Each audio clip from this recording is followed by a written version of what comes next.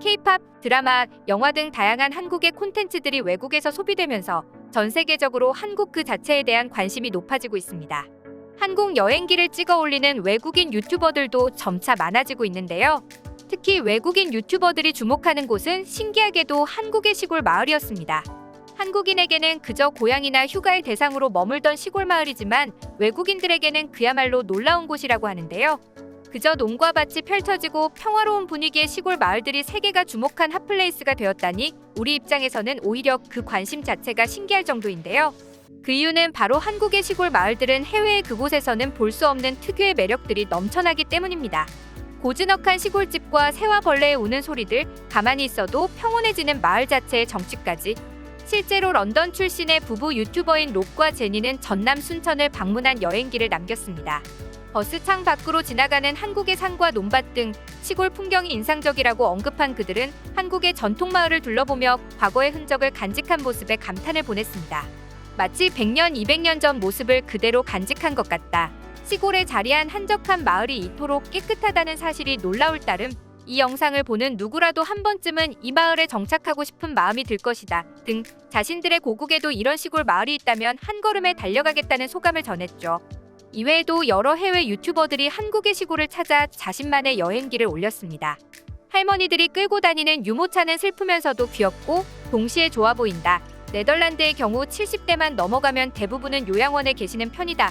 하지만 한국의 어르신들은 밭에서 집에서 마을에서도 다 일하고 계셔서 놀랍다. 많은 이들에게 한국 시골 마을은 가치가 떨어진 곳일 수도 있지만 내게는 작은 보물이고 시간을 내어 걷고 싶은 장소이다. 정말 평범하고 한적한 시골 마을에서 자신만의 즐거움을 찾아 여행을 떠나는 외국인들이 이토록 많다는 사실에 놀라울 정도인데요. 아무래도 미국이나 영국 등 서구권의 시골의 경우 대규모 농업단지나 생산시설들이 위치해 있어 한국과는 느낌이 많이 다릅니다. 그에 반해 우리의 시골은 사람이 사는 장소라는 느낌이 강하기 때문에 외국인들이 한국 시골에서 색다른 매력을 느낄 수 있는 것이죠.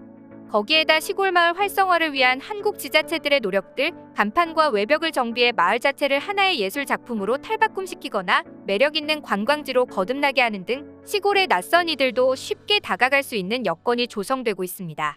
때문에 한국에 여행을 왔다가 시골에 반해 정착하는 이들도 늘어나는 중입니다. 프랑스 출신의 찰리 바랑제, 로라 딜레 부부는 한국 시골에 정착해 살고 있는데요. 빨리빨리와 느릿느릿이 공존하는 한국 시골살이를 하며 꿈을 찾았다고 합니다. 대개 한두 가지의 판매 가공용 작물만 취급하는 프랑스와 달리 한국은 유기농 외에도 여러 작물을 길러 자급자족하는 것이 놀라웠다. 특히 텃밭에 갖가지 채소를 길러 남는 것은 이웃과 나눠 먹는 게 인상적이었다. 우리에게 집을 일주일 이상 맡기고 떠났던 한 농가와의 믿음이 기억난다라는 말을 전하며 한국에서 정말 많은 것을 보고 배웠다고 하죠. 이들이 한국 시골 마을에 실제로 살아보고 뜻깊게 받아들였던 것은 우리들의 정이었습니다. 한국인이 아니라 외국인임에도 우리네의 따뜻한 정과 나눔이 그들을 감동시켰던 것인데요. 실제로 일본과 한국 두 국가의 시골 마을에서 살아봤다는 한 외국인은 일본 시골은 하수시설도 엉망이라 온 동네에서 시궁창 냄새가 진동을 한다. 게다가 무인 판매대에 물건을 훔쳐가 지명수배까지 당하는 수많은 노인들까지 일본의 슬로우 라이프는 관광객 유치를 위한 사기일 뿐이다라면서 한국인들이 해외 시골을 나가본다면 경악을 금치 못할 것이라는 충고 아닌 충고를 남기기도 했죠. 한편 뉴욕타임즈는 한국의 한 시골 마을을 보고 놀라움을 표하며 보도하기도 했는데요. 뉴욕타임즈가 신의 선물이라고까지 극찬한 한국 시골의 모습은 바로 100원 택시였습니다. 뉴욕타임스는 100원 택시는 외딴 시골에 거주하면서 교통수단 이용에 불편함을 느끼는 노인들을 위해 고안됐다며 이 제도를 소개했는데요. 100원 택시가 만들어진 배경은 이렇습니다. 2000년도 이후로 서천구는 인구 감소와 고령화가 급속도로 진행되었습니다. 나정순 할머니가 사는 선동 마을만 봐도 인구 변화가 눈에 띄는데요.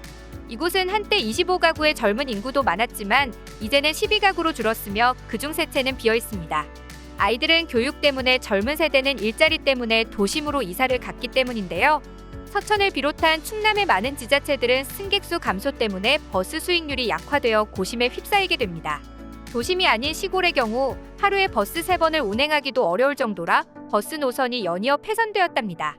차가 없는 60대 이상 어르신들이 많은 시골 마을 특성상 주민들의 불편이 이만저만이 아니었습니다. 결국 2013년 서천지자체는 택시를 이용해 주민들에게 교통 서비스를 제공하는 제도를 고안했습니다. 100원 택시의 사업 비용이 버스 보조금 지급보다 훨씬 예산이 적게 든다고 판단했기 때문이죠.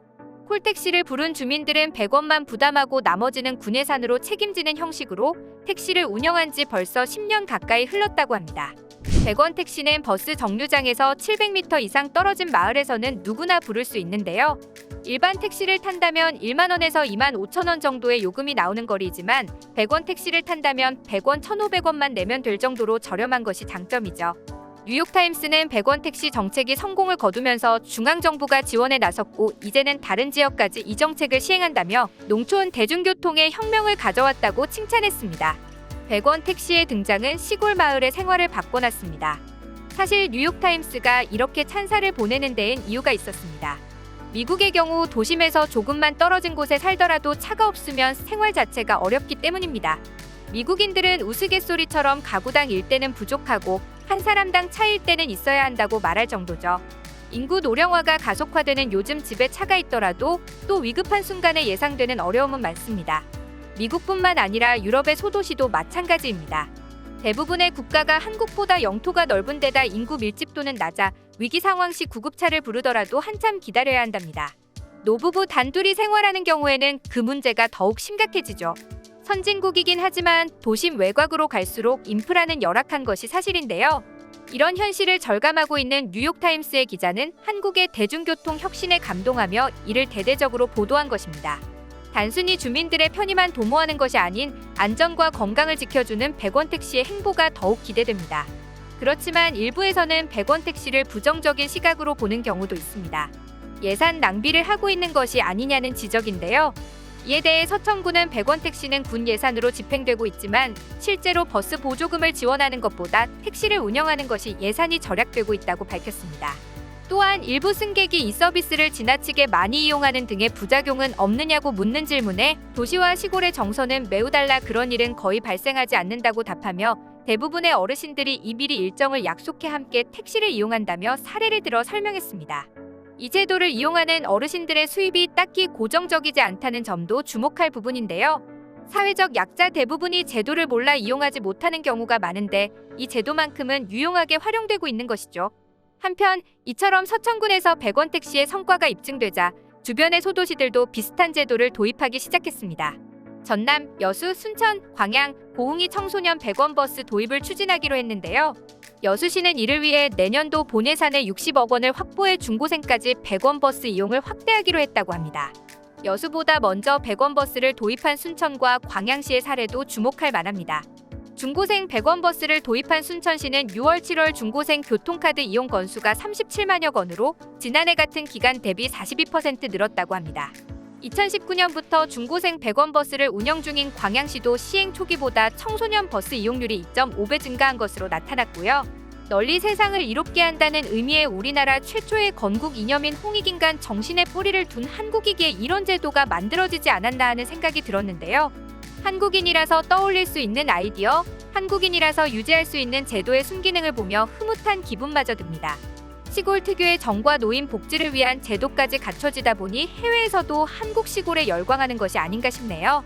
한국 시골의 매력이 더 널리 알려지길 바라며 오늘 영상을 마치겠습니다. 시청해주셔서 감사합니다. 영상이 즐거우셨다면 좋아요와 구독하기 버튼도 눌러주세요. 지금까지 이슈친구였습니다.